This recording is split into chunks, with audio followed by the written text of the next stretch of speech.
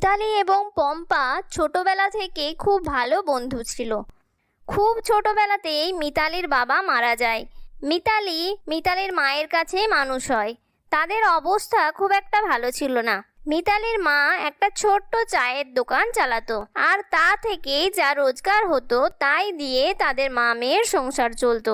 এদিকে পম্পা ছিল অত্যন্ত ধনী পরিবারের মেয়ে। পম্পার বাবা ছিলেন একজন বিজনেসম্যান, আর মা ছিলেন একজন শিক্ষিকা। মিতালি যেহেতু পড়াশুনোয় খুব ভালো ছিল, তাই সে ভালো স্কুলে চান্সও পেয়েছিল পড়াশুনো করার জন্য। সেই সূত্রেই পম্পার সঙ্গে তার পরিচয়। দেখতে দেখতে মিতালি এবং পম্পা স্কুলের গণ্ডি পেরিয়ে কলেজে ভর্তি হয়। মিতালি, যা মা, আজকে একটু কলেজে যা। 10 দিন হলো তুই কলেজে যাচ্ছিস না। কত পিছিয়ে গেলি পড়াশুনোতে। আমার শরীরটা ভালো না থাকায় তুই তো এতদিন দোকানটা চালাচ্ছিলিস। আজকে আমি একটু ভালো আছি, তাই তুই আজকে কলেজে যা মা। কিন্তু মা, তুমি তো এখনো পুরোপুরি সুস্থ হয়ে ওঠোনি। এই অবস্থায় আমি তোমাকে ছেড়ে কোথাও যেতে পারবো না। তুমি আগে সুস্থ হয়ে ওঠো, তারপর না হয় আমি যাব। তুমি ছাড়া কে আছে বলো আর আমার? আরে আমার পাগলি মেয়ে, যা তুই কলেজে যা। আর পম্পাকে ফোন করেছিলি? না মা, পম্পাকে তো ফোনই করা হয়নি। আমি ভেবেছিলাম অমল কাকুর দোকান থেকে পম্পাকে একবার ফোন করে দেব, কিন্তু আমি আর ফোন করে উঠতে পারিনি। সে কি রে, মেয়েটা তো চিন্তা করবে। কত ভালো বন্ধু তোর, কত কিছুই না করে ওরা আমাদের জন্য। তুই বরং আজকে একবার দেখা করিস। কলেজ না গেলেও ওর সাথে কিন্তু দেখা করে আসিস একবার। আমি একবার চায়ের দোকান থেকে ঘুরে আসছি মা। আচ্ছা ঠিক আছে মা, তুমি না হয় যাও একবার চায়ের দোকান থেকে ঘুরে আসো। আমি কিন্তু আজকে কলেজে যাচ্ছি না। আমি বাড়িতে রান্না বান্না করে রাখছি, তুমি এসে খাবে। আর বেশিক্ষণ কিন্তু থাকবে না, আমি তোমাকে গিয়ে নিয়ে আসবো।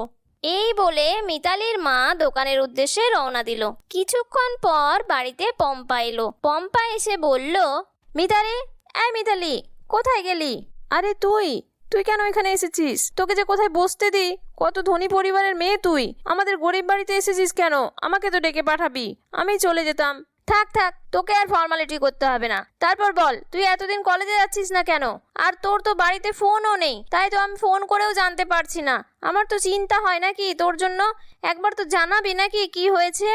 আরে মায়ের শরীরটা খুব খারাপ ছিল কদিন ধরে, তাই আমি মায়ের দোকানটা চালাচ্ছিলাম। আজকে মা একটু সুস্থ হয়েছে, তাই মা দোকানে গেছে। তোকে খবরই দেওয়া হয়নি রে। আসলে মাকে নিয়ে কদিন খুব দৌড়াদৌড়ি করতে হলো, তাই আমি একদম সময় পাইনি। তারপর বল, কি খাবি? কি আবার খাবো? তোর হাতে স্পেশাল চা। তুই চাটা যা বানাস না, দারুণ। কিন্তু এই গ্রামে তোদের দোকান বলে তোদের চায়ের দোকানটা সেরকম একটা চলে না, আমি বুঝতে পারি।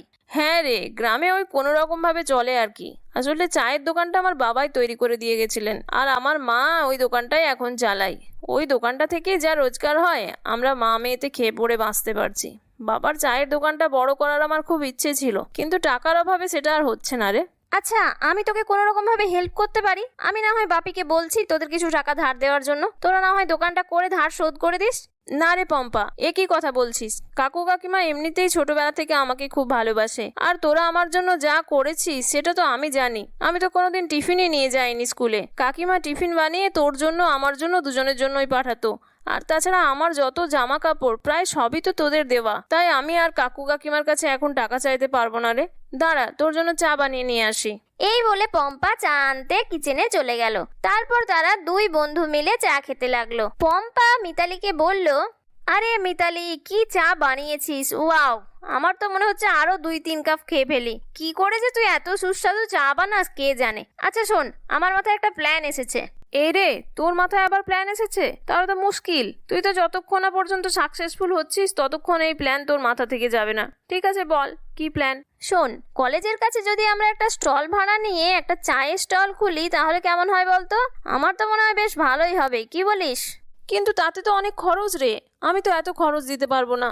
আর তাছাড়া তুই আমার সঙ্গে চায়ের স্টল খুলবি? তোর মাথা টাথা গেছে নাকি? কাকু মেনে নেবে? আর তাছাড়া তুই কত বড় লোকের মেয়ে। না না, তোর এই কাজ বানায় না। তাছাড়া আমাদের বন্ধু বান্ধবরাই কি বলবে বলতো? আরে তুই টাকা পয়সার কথা চিন্তা করিস না, সব সময় টাকা টাকা করিস না তো। আমি বাপিকে বলে একটা ঠিক ম্যানেজ করে নেব। তাছাড়া আমরা তো জয়েন্ট ভেঞ্চারে কাজ করব। দেখ, তুই ভালো চা বানাতে পারিস, আর আমি ভালো কথা বলতে পারি কাস্টমারদের সঙ্গে। তাছাড়া টাকা পয়সার ব্যাপারটা আমি দেখবো। তোর থেকে তো আমি টাকা পয়সার ব্যাপারটা ভালো বুঝি, সেই জন্য আমরা দুজনে মিলে চল চেষ্টা করে দেখি। আর তুই লোকজনের কথা বাদ দে, লোকজন তো বলবেই, ওদের কত পাত্তা দিই না আমি। কিছুদিন পর পম্পা এবং মিতালি দুজনে মিলে তাদের কলেজে একটি চায়ের স্টল দিল। যথারীতি তাদের কিছু বন্ধু বান্ধব এলো এবং পম্পাকে বলল, কি রে পম্পা, তুই কি এই গরিব বন্ধুর সঙ্গে থেকে তুই গরিব হয়ে গেছিস নাকি? তোর আবার চায়ের স্টল খুলতে হলো কেন রে? কাকু জানে এইসব কথা? তুই এই মিতালির সঙ্গে স্টল খুলে ফেললি, আর তোদের স্টলে কে চা খাবে? ওই মিতালির চা কেউ খাবে না। ও জানে কত রকমের চা বানানো যায়। দেখ, তোরা মোটিভেট না করতে পারিস, অ্যাটলিস্ট ডিমোটিভেট করিস না। আমার একদম ভালো লাগে না। যাও তো তোরা এখান থেকে, আর আমাদের কাস্টমারদেরকে আসতে দে। তোরা আমাদের বন্ধু বান্ধব, তাই তোদের জন্য প্রথম দিন ফ্রি। আর তাছাড়া যে কোনো কাস্টমারের জন্য আমরা আজকে ওপেনিং বলে চায়ের সঙ্গে কুকিজ ফ্রি দিচ্ছি। কই দে তো আমাদেরকে এক কাপ চা দে, দেখি কেমন চা বানাচ্ছে মিতালি। তারপর মিতালি চা বানিয়ে সবাইকে দিল। মিতালির চায়ের গন্ধে সবাই তো অবাক হয়ে গেল। মিতালি বানিয়েছিল এলাচওয়ালা দুধ চা। সেটা খেয়ে সবাই তো অবাক। আরে মিতালি, কি বানিয়েছিস? সে তো দুর্দান্ত খেতে। এরকম চা তো আমি কখনো খাইনি। আমার ইচ্ছে হচ্ছে আমি ফ্লাক্সে ভরে নিয়ে চলে যাই, বাড়ির সবাইকে খাওয়াবো। দারুণ হয়েছে, দারুণ। তোদের বিজনেস তো দারুণ সাকসেসফুল হবে। তবে তোরা না খেয়ে বলছিলি কেন? আমি মিতালির চা খেয়েছি, ছোটবেলা থেকে খেয়ে বড় হয়েছি। আর তাছাড়া মিতালির মাও খুব ভালো চা বানান। আর মিতালি অনেক প্রকারের চা বানাতে পারে, I mean different types of tea, যেটা আমরা পরে পরে নিয়ে আসবো। এইভাবে তাদের চায়ের দোকান খুব পপুলার হয়ে উঠল এবং তারা দুই বন্ধু মিলে প্রত্যেক শহরে একটি করে চায়ের স্টল দিতে লাগলো। এইভাবে তারা দুই বন্ধু চায়ের জগতে খুব জনপ্রিয় হয়ে উঠল। পম্পা, তোর জন্য আমি জীবনে অনেক কিছু করতে পারলাম রে। এই যে কত বড় বাড়ি বানিয়েছি, আমার আজকে নিজস্ব গাড়ি আছে, টাকা পয়সা আছে, মাকে আর কোথাও কাজে যেতে হয় না। এই সব কিছু তোর জন্য হয়েছে। তাছাড়া বাবার দোকানটা কত বড় করে করতে পেরেছি। আমি চিরদিন তোর কাছে কৃতজ্ঞ থাকবো।